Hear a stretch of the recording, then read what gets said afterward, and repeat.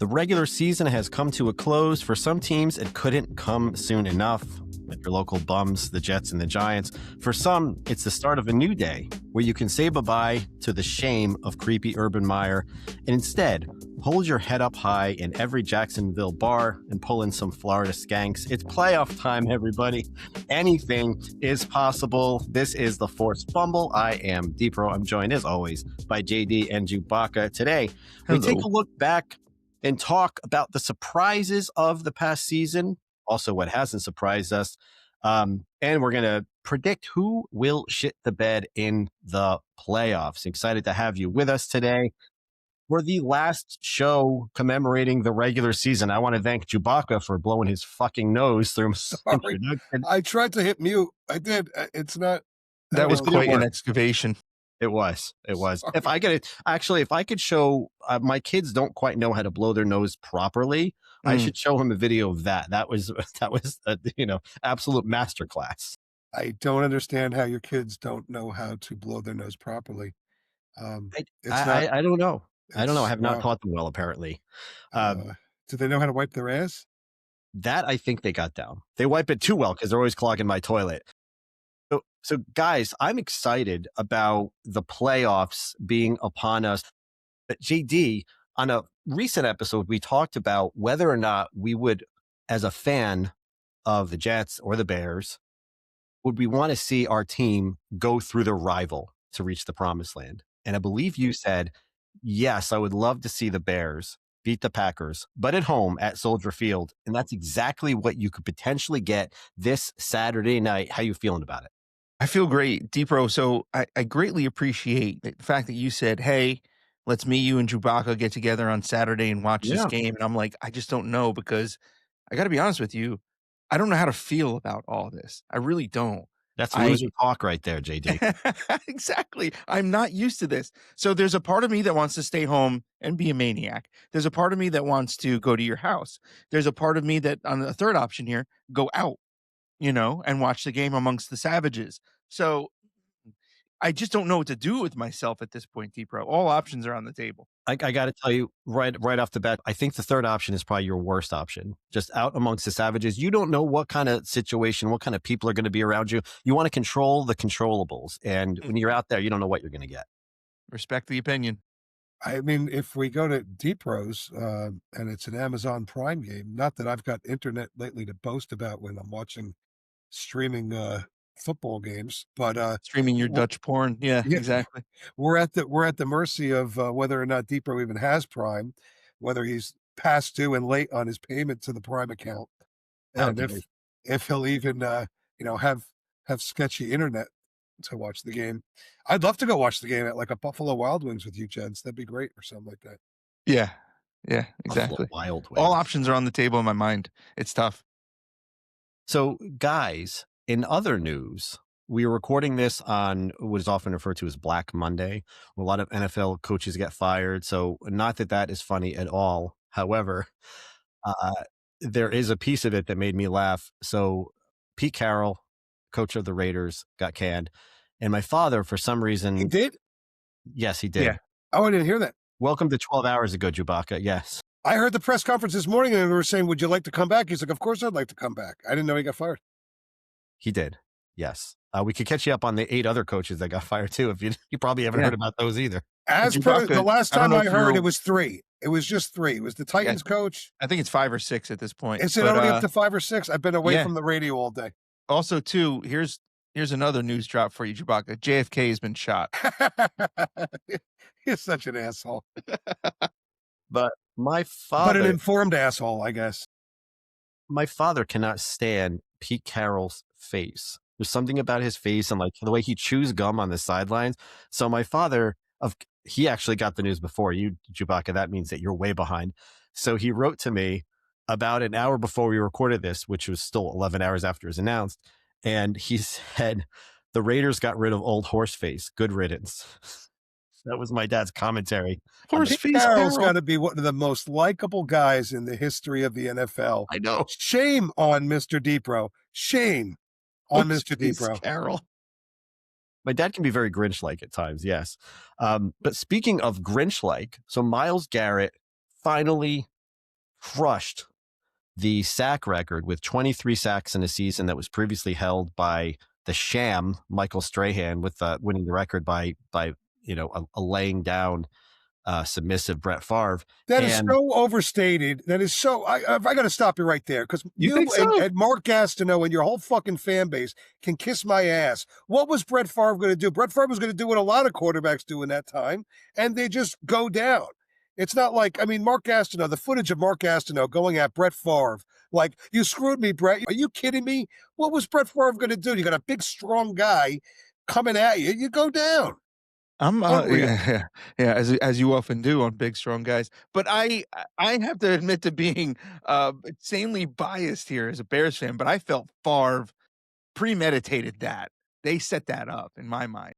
Whatever. You know what? What about the other 22, 20 or 21 and a half sacks he got? Like, give me a break. I think they all laid down for him, to be honest. And first off, it was a 17 game schedule, not 16. But then my son brought me a stat, and he said it took like 600 some odd snaps for Strahan, actual snaps, downs that he played, to get that record, something like that. And well, Miles did it somewhere in the 400 range. Much less, yeah. So that's, here I'm thinking it's got an asterisk because it's a 17th game, but au contraire, Baca, it's wow. Good research by young Baca there. Very nice. And took the words right out of my mouth, but there are some individuals who are not happy about that. Michael Strahan probably being one of them, but another was Jamar Chase, Bengals receiver, who was not, and also Coach Zach Taylor, I'll put them together, that were not happy that the game was stopped, which tends to happen when a record is broken. And Coach Zach Taylor said, we were fighting for our lives out there. We were trying to get to the ball, to the line of scrimmage. Speaking of scrimmage, you basically were playing a scrimmage, my friend. Yeah. Like, there was nothing. They weren't fighting for playoff lives. They were fighting for draft lives. Fuck them. They lost me the redemption pool. Baca Jr. won the redemption pool. For him.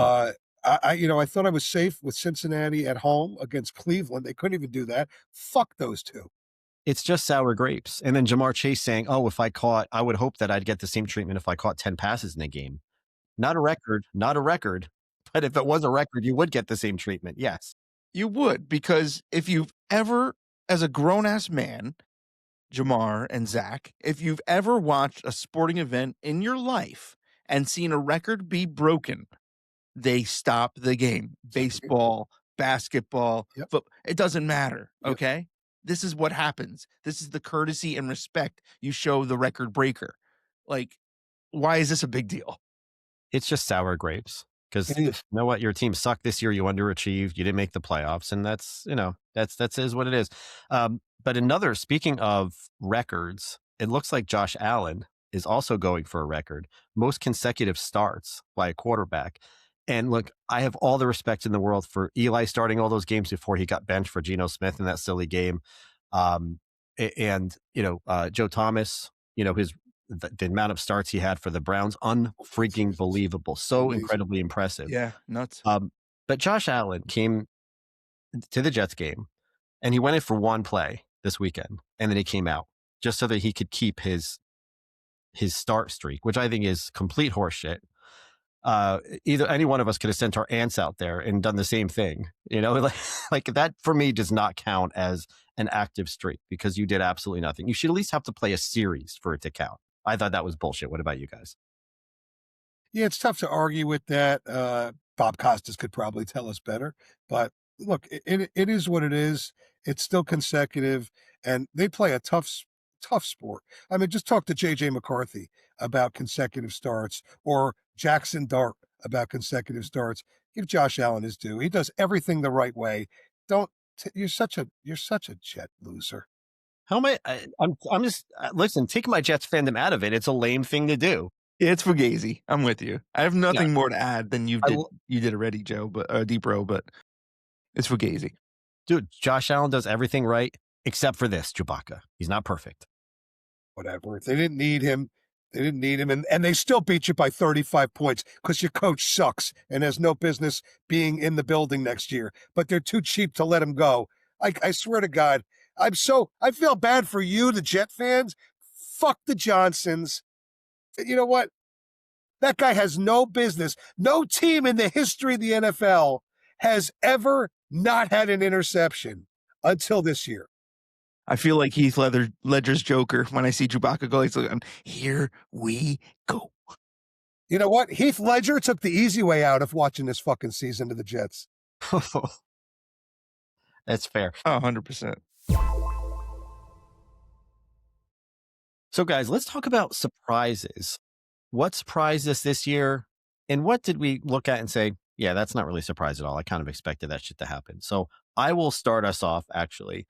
The biggest surprise for me, the Jacksonville Jaguars. Been bottom feeders mostly for a lot of years, but they showed me this year that bottom feeders do have hope. 4 years ago, they had that absolute debacle with Urban Meyer where he was grabbing some woman's ass at like a Red Lobster or something, and kicking the players. I mean, and after that, you figure, my God, can things get any worse for this franchise? And then a couple of years later, after Doug Peterson righted the ship, brought some respectability to the coaching position, Liam Cohen comes in and looks like a complete goober in his press conference, which could mean something or it could not. And obviously it did not mean anything on, who he's as a coach, because they've been, dominant in a lot of games this year. So that's my surprise of the year. I like that pick because I like the fact that there are some different and unique teams in the league this year. There's a lot more parity in these playoffs this season. And the Jaguars are a big part of that.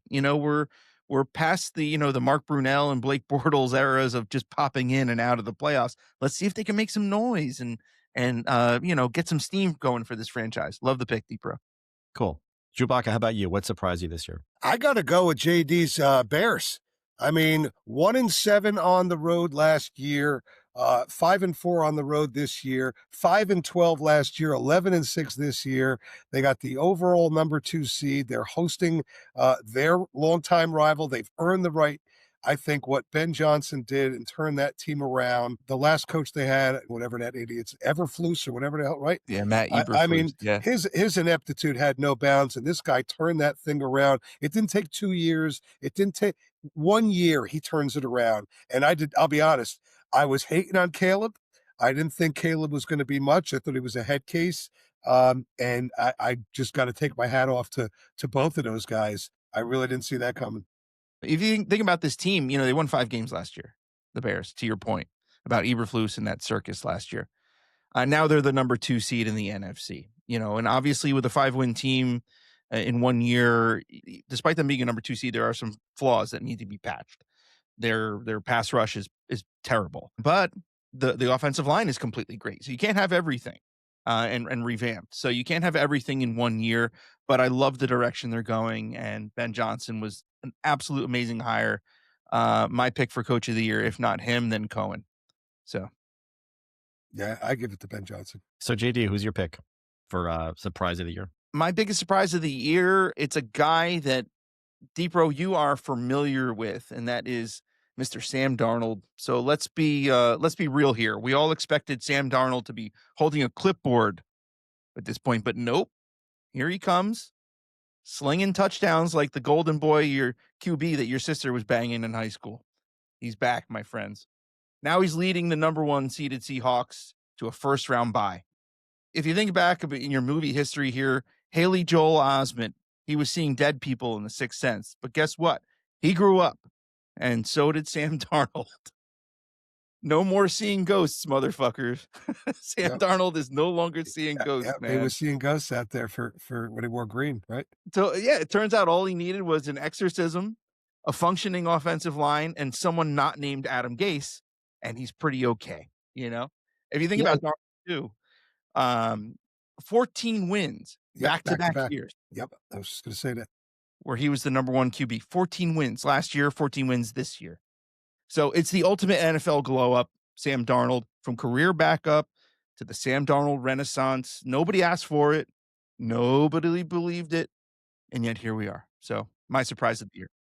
He's in a class of his own. I don't think Montana, Brady, Mahomes, I don't think they've ever put back-to-back seasons of a combined 28 wins together. So, and sure, he had a great defense this year, but, I don't care. Listen, there's no more important position in all of professional sports, in my opinion, than the quarterback. And yeah, hats off to him.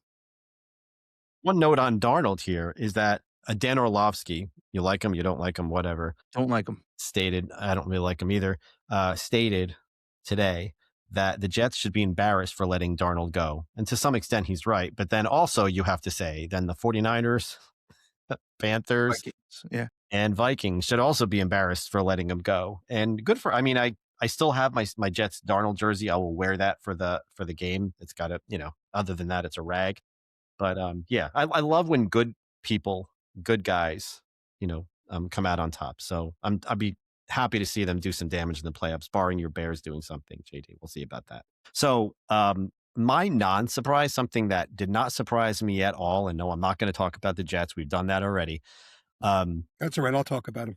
The Steelers being an unserious playoff team, in my view.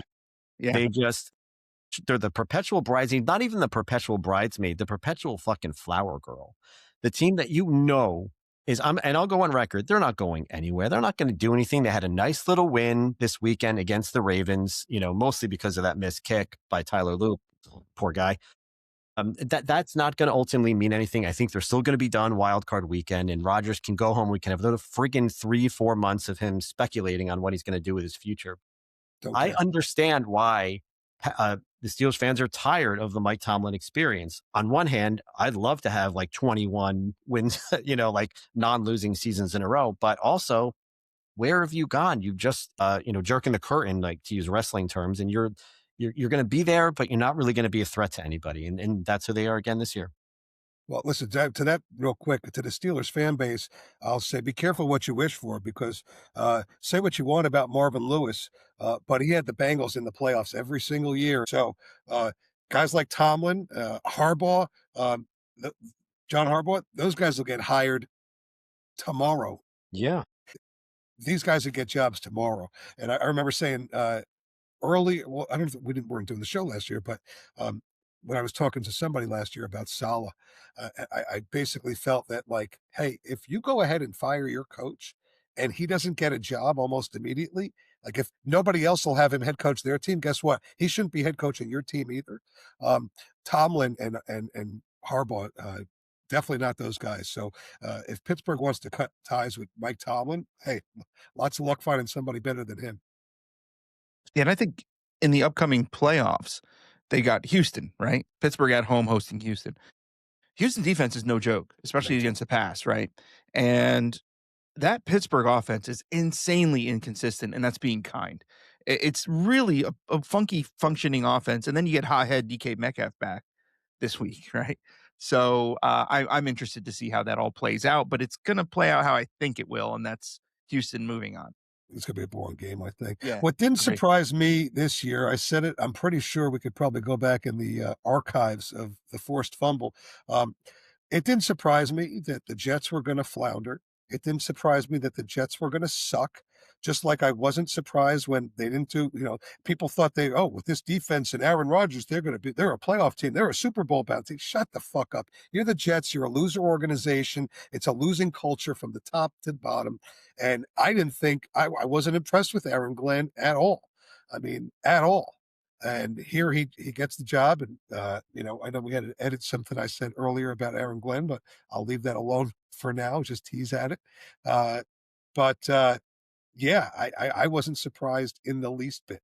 I did not think the Jets were going to win more than 5 games. They won 3 games. Aaron Glenn shouldn't be allowed back. I'd be surprised if they let him back in the building, but then again, I won't, because the rumblings, they didn't fire him, did they? No, because they're so goddamn cheap, and they gave him $10 million a year for 4 years, that they'd rather just bring him back again. And again, I think he should. They should not. There's some people you should not let leave the building. He's somebody you should not let back in the building. So I wasn't shocked at all that your Jets did another miserable Jets season. Fair. No notes on that one. JD, over to you. Not surprised by the performance or lack thereof of Jaden Daniels, a.k.a. Skinny Justin Fields. The defenders That's surprising. treated him like a pinata at a quinceanera, and he got hurt again. Surprise, everybody. Jaden Daniels got hurt again and again. First a knee sprain, then a hamstring, then an elbow dislocation, then the elbow again. He's the type of player for me who gets the participation trophy this year. Played in 7 games, but finished only a handful of them because he's insanely brittle at this point, apparently. Reminds me of another Commanders quarterback, RG, right? With tons of RG3. promise. For that rookie year, it was amazing. Yeah. Yeah, and then last year, Jaden Daniels almost got the MVP pick. Like he was a candidate, right? But this year he's the quarterback equivalent of that last slice of pizza in the box at a party. It was once great, but now it's mostly disappointing and stale. Yeah, I mean the Commanders. That would have been a great shit the bed pick by any of us. Neither of us picked them, but I think now would probably be a good opportunity to talk about how we did on our shit the bed candidates this year, and then who are our shit the bed candidates for the playoffs. I think if it was a competition, listen, I had the Dolphins, Chewbacca had the Chargers, JD, you had the Falcons. I'm the only team who made their quarterback a third stringer in Tua Tagovailoa, who was sent back to Hawaii. They fired Chris Greer, their GM. They didn't even sniff the playoffs. The Chargers are in the playoffs, so can't call a team that shit the bed have made the playoffs. And the Falcons were one loss against the Jets away from actually being in the playoffs themselves. So I don't think it was a total disaster, right? So like, how do you guys think you did overall? I think I did fine. I can one up you there, DePro, because um, the Falcons today fired not only their GM, but their coach Yeah, I don't get that. and their CEO today. So that was a fucking trifecta today. Trifecta, shit. Yeah. That hurts. And so I said 2 things in my upfront statement about why I think the Falcons would disappoint this year. I said they will not make the playoffs. They did not, despite that record. Also, I did mention Michael Penix and his issues with staying upright and how that will factor in here too, and it did. I know I started with like, oh well, I'm going to one up you, but I'm going to stay away from the competition thing and just go back to what I said in the original show, and everything I said came true. So I find that the Falcons were a sexy, smart pick. Again, it's like everyone chasing that LA Rams, the next LA Rams who came out of nowhere to win the Super Bowl. Almost like their Nirvana, right? When Smells Like Teen Spirit came out. After that, everyone was like, "Oh, what's the next big single to like come out and be this hit?" Everyone's fishing. I feel like they were part of the fishing in the offseason. The Falcons were, and here we are. They're not in. Again, I'd said before, and I'll say it again. I thought I went on the biggest limb. I agree. You know, I mean, with the Chargers, the best shit the bed picks, hindsight being 2020, would have been either the Lions or, like you had said, the Commanders. I mean, Lions in the NFC Championship game 2 years ago and a great season last year. Commanders in the NFC Championship game last year. Those would have been great picks. You picked Atlanta. I didn't think anybody expected much out of it. I mean, not great, world beaters. Miami, come on, please. I'm not going to. That doesn't even warrant any type of talk right now. But I thought I went on the biggest limb with the Chargers, and you know what? They proved me wrong. If we're going to segue this right into our playoff shit the bed, I wanted to double down on the Chargers. I really, really did, especially because they're going to a cold place, and we've talked some on, but a lot off air about my opinions on warm teams going to play cold weather, January games. But then I thought, well, how can I think they're going to shit the bed? I really wanted to pick the Patriots to shit the bed because of their strength of schedule, but I'm actually going to go with the Jaguars. I think the Jaguars are going to shit the bed. They have a home game, and guess who's coming in? Josh Allen, who doesn't have to worry about a Patrick Mahomes waiting somewhere, down the road. I think Josh Allen is focused. I don't think he gives a shit about DePro's take on his consecutive start streak. And I expect the Bills to go into Jacksonville, say, we get to play in Florida in January. Awesome. And I expect them to win by 10 plus points. And Trevor Lawrence and his flowing locks are going to be just a memory. Okay. I'm not sure why I had to catch shade there, but okay. JD, how about you? My pick's the New England Patriots to the current number 2 seed in the AFC. Let's be honest here, with Spygate, Deflategate, and whatever that Faith in Mac Jones era was, the football gods have been loading up this disappointment for the Patriots, loading up this in the chamber for years, I feel. It's crazy, but true. I think the Patriots have as many wins against teams over 500 as the 4-13 Giants do this year. And so I believe that's two. Where the Patriots could do well on Sunday is against the Chargers. That Mushad offensive line of the Chargers with what's his name, Milton Williams coming back. He could feast on that offensive line. But looking at the Patriots also on defense, they've given up over 130 yards on the ground the last 2 months. I mean, all the Chargers have to do is kind of load up Hampton and Vidal in that running game to take advantage of that and control it. Plus, also with the Patriots, I'm going to throw out some cliches for you. They're a young team, and they got the off-field distractions. Stephon Diggs and Christian Barmore recently. You can always tell with Stephon Diggs how he's doing with how many Drake lyrics show up on his Instagram story that night. So I think there's a few things to watch with the Patriots. A little for number 2 seed, I like my team a little tighter. So I think they're primed for a shit the bed moment. I like it. I like it. My shit the bed team is the current world champion Eagles. The Giants back in 2007, 2012, everything was clicking for them at the right time. They got hot. They had momentum, right? They had everything working for them. And I just don't feel excited watching anytime I've watched the Eagles, I feel like I'm waiting for them to lose, for them to fuck up and lose the game. And again, JD, you and I have talked about this before. Just because you win close games doesn't mean that you're a bad team. That probably means you're a good team. But the Eagles, the only dominant wins they had this season are really against the Giants and the Raiders, which isn't really saying much. And yes, you won some close games against Detroit, against Buffalo, against Green Bay. But I feel like their time is a coming. I just have a feeling. I don't think they're getting out of wild card weekend. And that's just how I feel. There's been a feeling around that team, even among the players like AJ Brown, that something is not clicking with this team. And I just think they're bound to disappoint week one of the playoffs. That's bold. Yeah, the offensive play calling there has been suspect at best. The offensive line, not very great. So I don't know if it's a Saquon thing or a line thing at this point. But something isn't right in Philly. And it's not like we're in previous years where it's like, hey, they're the underdog. They love being the underdog. It's like, no, they're not really the underdog. They're just maybe not that good this year. That's what it smells like to me. I think that's bold because we saw what Seattle just went into San Francisco with that great defense and did to them. Eagles, I think the strength of their team is their defense. So I listen. If the Eagles lose at home to San Francisco, I will take the hat that I never wear off to you, DePro. That's a bold take. Well, hey guys, I'm excited about it. Hopefully, I see both of your faces at my place and not next to some mouth breather at Buffalo Wild Wings. We will see. I want to thank everybody for listening. Check us out on YouTube or Instagram at The Force Fumble. Subscribe or leave us a review on Apple, on Spotify. We appreciate you. And until next time, enjoy the playoffs. See you next time on The Force Fumble. Later.